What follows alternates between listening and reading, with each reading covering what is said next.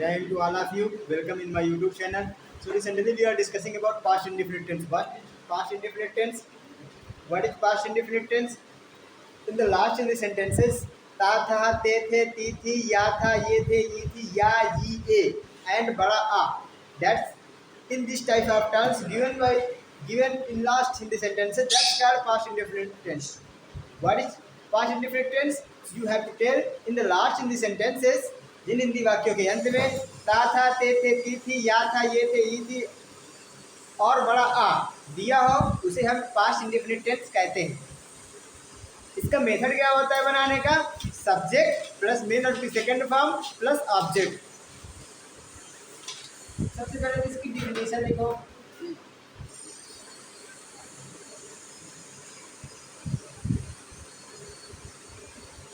ता था, ते थे, ती थी, या था, ये थे,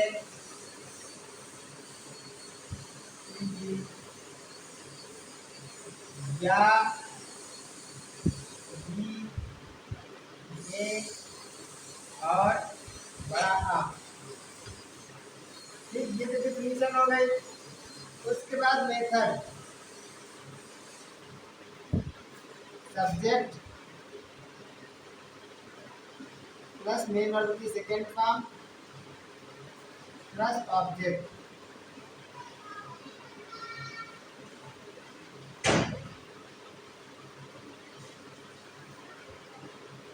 focus on here. My camera is right. Camera is right. My figure is completely under in cover under camera. Method क्या है? सब्जेक्ट प्लस मेथड की second form plus object. Example, मैं तुम्हें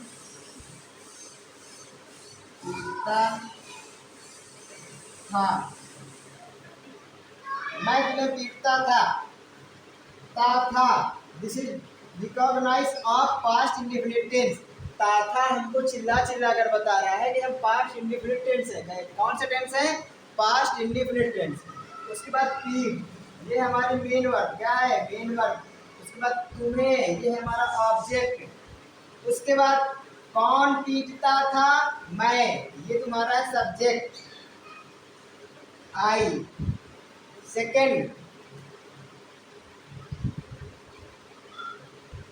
पीटना, पीटना की तीन फॉर्म, बीट, बीट, बीटेन। अब देखो वर्ब की टोटल 5 फॉर्म होती है। एक प्रेजेंट टेंस में होती है, एक पास्ट टेंस में होती है, एक पास्ट पार्टिसिपल में होती है, एक जीरंड में होती है, एक इन्फिनिटिव में होती है। और प्रेजेंट टेंस क्या है? बीट। पास्ट टेंस में क्या है? Beaten, beat, beat, sorry beat, beat. Past participle third form इसको बोलते हैं बीटेन। फोर्थ जीरंड क्या है? बीटिंग। फिफ्थ इन्फिनिटिव क्या है? To beat. तो यहाँ पर सेकंड फॉर्म लगेगी अकॉर्डिंग टू मेथड। यहाँ पर लगेगी बीट, बीट, सेकंड फॉर्म। अब उसके बाद यू।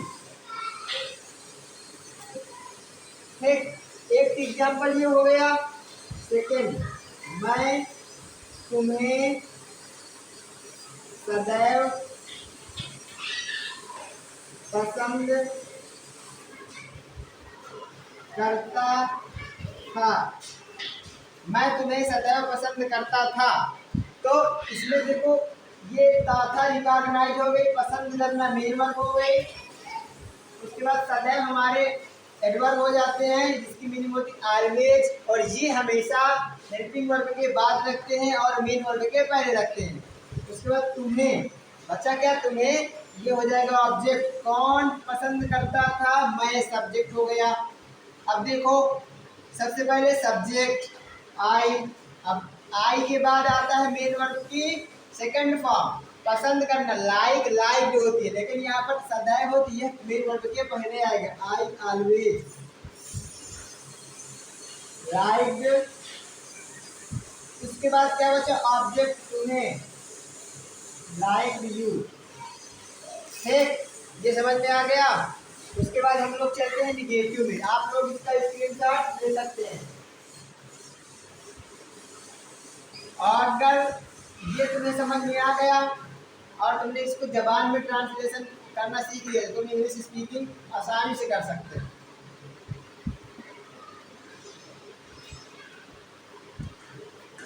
टेंस, 12 टेंस और उसके बाद स्टोरी रूल, यही सारे स्पीकिंग के लिए होते हैं। निगेटिव सेंटेंस, निगेटिव सेंटेंस का मेथड क्या होता है, subject plus did not plus main verb की first form plus object. Simple सा ट्रिक है, जहां पर डिड नॉट आएगा वहां पर मेन वर्ब की फर्स्ट फॉर्म आएगी, जहां पर डिड नॉट नहीं आएगा वहां पर मेन वर्ब की सेकंड फॉर्म आएगी। इसका मेथड क्या होगा,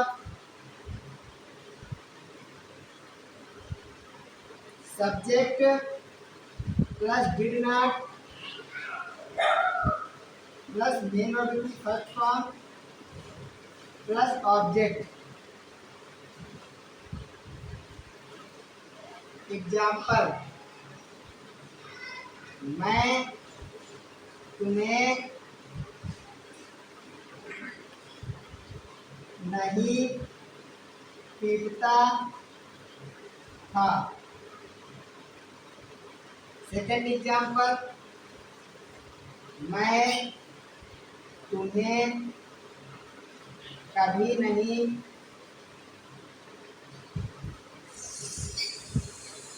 पसंद करता था।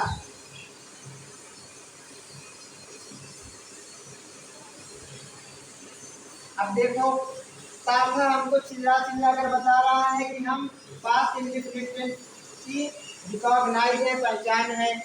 उसके बाद तीन, ये हमारी मेन वर्ब है। क्या है, मेन वर्ब। नहीं निगेशन के लिए है। तुम्हें, ये हमारा ऑब्जेक्ट है। सब्जेक्ट जिसके विषय में बात करें वो हमारा ऑब्जेक्ट होता है। ऑब्जेक्ट हमारे टू टाइप्स के होते हैं, direct object, non living. Indirect object, living object. ठीक है, indirect object, living object means सजीव, ठीक है, सजीव कर्म। और direct object, non living object, निर्जीव कर्म। ठीक है, तो जो सजीव कर्म होता है, इनडायरेक्ट ऑब्जेक्ट वो पहले आता है और डायरेक्ट ऑब्जेक्ट बाद में आता है, जो निर्जीव कर्म होता है। ये हमारा ऑब्जेक्ट हो गया, मैं हो गया तुम्हारा सब्जेक्ट। उसके बाद आई, उसके बाद क्या आएगा, डिड नॉट। उसके बाद डिड नॉट क्या होती है, बी। उसके बाद ऑब्जेक्ट क्या बचा, यू, तुम्हें। एक तो ये हो गया। उसके बाद कभी नहीं, ये हमारा एडवर्ब ऑफ निगेशन है। ठीक है, अब देखो, ता का तो रिकॉग्नाइज हो गई, पसंद करना जो मामला था ये मेन वर्ब हो गई। ठीक है, तुम्हें ऑब्जेक्ट हो गया। मैं, कौन पसंद करता था, आंसर आ गया मैं, तो मैं सब्जेक्ट हो गया। ठीक है, सब्जेक्ट किसे कहते हैं, कर्ता जो काम करता है उसे सब्जेक्ट बोलते हैं। वाक्य में जो काम करने वाले को हम लोग बोलते हैं सब्जेक्ट।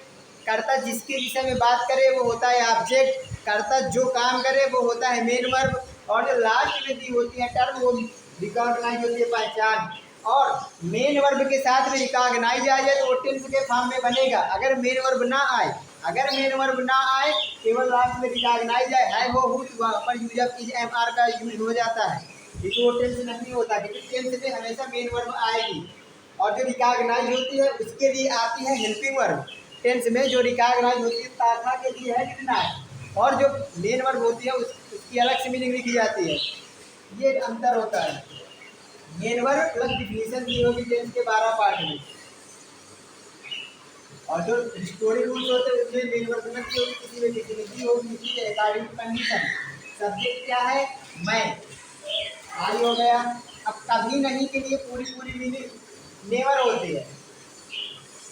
अब देखो, यहाँ पर नेवर आने की वजह से डिड नॉट हट गया। मैंने बताया था जहाँ पर डिड नॉट नहीं आएगा वहाँ पर मेन वर्ब की सेकंड फॉर्म आएगी। This is simple trick to learn main verb की फर्स्ट फॉर्म और सेकंड कंफ्यूजन। ठीक है, I never like, I never like you. Sorry, like तो फर्स्ट फॉर्म हो गई, अब नेवर के साथ में उसकी सेकेंड फॉर्म आएगी लाइव, उसके बाद यू, इसको आप लोग नोट कर लीजिए।